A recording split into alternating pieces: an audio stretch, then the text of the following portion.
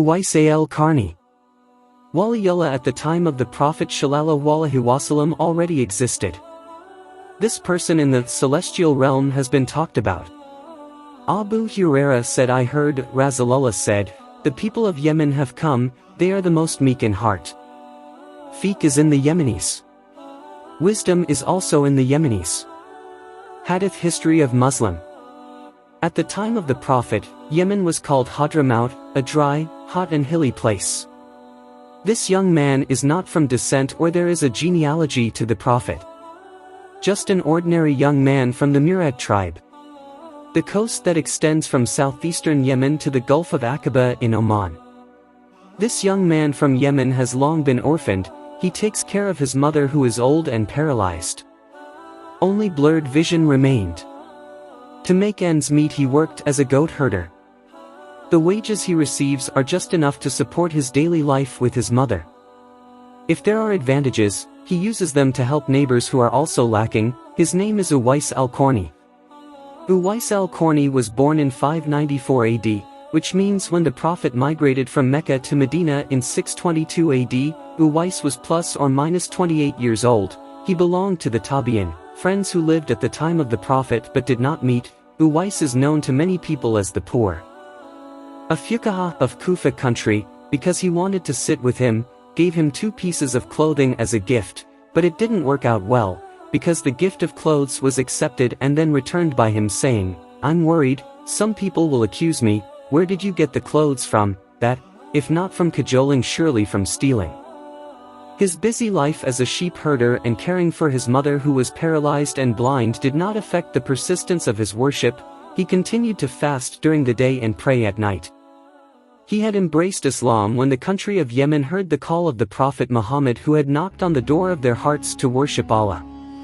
The regulations contained in Islamic teachings really attracted Uwais' heart, so that after the call to Islam came to Yemen, he immediately embraced it, because so far Uwais' heart has always longed for the arrival of truth. Many of his neighbors who had embraced Islam went to Medina to listen to Rasulullah's teachings directly. How sad Uwais' heart was every time he saw his neighbors who had just come from Medina. They had visited and met the beloved of Allah who is the ruler of the prophets, while he himself had not. His love for the Prophet grew a strong longing to meet his lover, but what could he do? Not have enough supplies to go to Medina, and what he weighed more on was his mother. When he left, no one took care of him. It is told that during the Uhud war, Prophet Muhammad was injured and his teeth were broken by a stone thrown by the enemy. This news was heard by Uwais. He immediately hit his teeth with a rock to fracture. This was done as proof of his love for the Prophet ﷺ, even though he had never seen him. Days change and seasons pass, and the unstoppable longing makes the desire to meet unstoppable. Uwais reflected on himself and asked himself, when will he be able to visit his Prophet and see his face up close?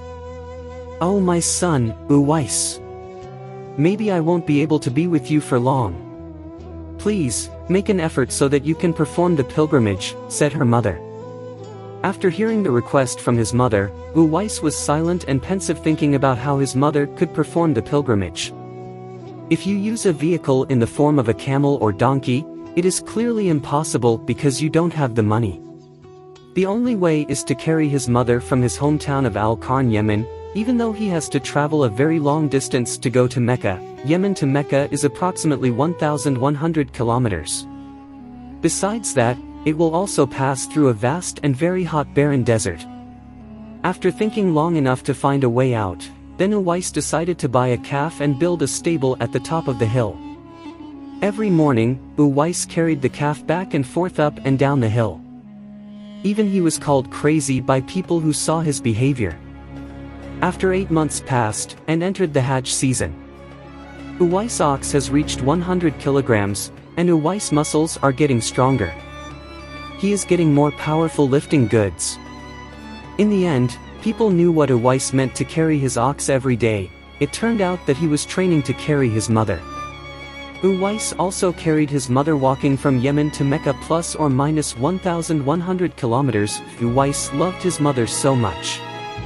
He is willing to travel far and not easy just for the sake of his mother. You can imagine how extraordinary the journey is by just walking. When Wuquf was Uwais, he was straight and brave, he still carried his mother to carry out the tawaf at the Kaaba.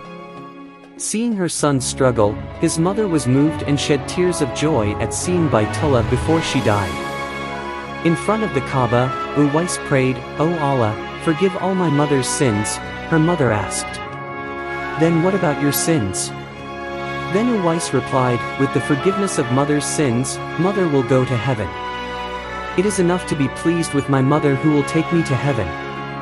Instantly his hair loss disease was cured with the permission of Allah subhanahu wa ta'ala, only white dots were left on his palms. Which the white circle was intentionally left as a sign for Umar bin Khattab and Ali bin Abi Talib so they could recognize Uwais later. After completing the Hajj, Uwais asked his mother for permission to visit the house of the Prophet sallallahu alaihi wasallam. The mother understood Uwais' feelings and said, "Go, my son. Meet the Prophet at his house. And when you have met, you will immediately return home. His mother lives in Mecca." With joy he departed and did not forget to prepare the needs of his mother who would be left behind. Uwais left for Medina, which is plus or minus 350 kilometers from Mecca. The terrain that was so fierce that he passed through, the vast desert that could be misleading and so hot during the day, and so cold at night, all of them were passed in order to meet and be able to see to his heart's content the face of the Prophet sallallahu alaihi wasallam who he had been longing for. Arrived Uwais in the city of Medina. Immediately he headed to the Prophet's house, while saying greetings at the door, from behind the veil Aisha answered greetings. Immediately Uwais asked the Prophet whom he wanted to meet. But apparently he was not at home but was on the battlefield.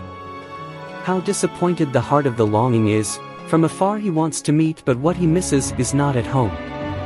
In his heart turbulent feelings of wanting to wait for the Prophet's arrival from the battlefield. But, when will he return?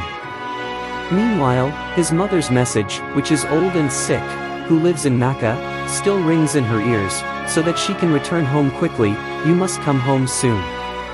Out of obedience to his mother's message overpowered his conscience and willingness to wait and meet the Prophet. He finally forced to say goodbye to Aisha to immediately return to his country. He just sent his greetings.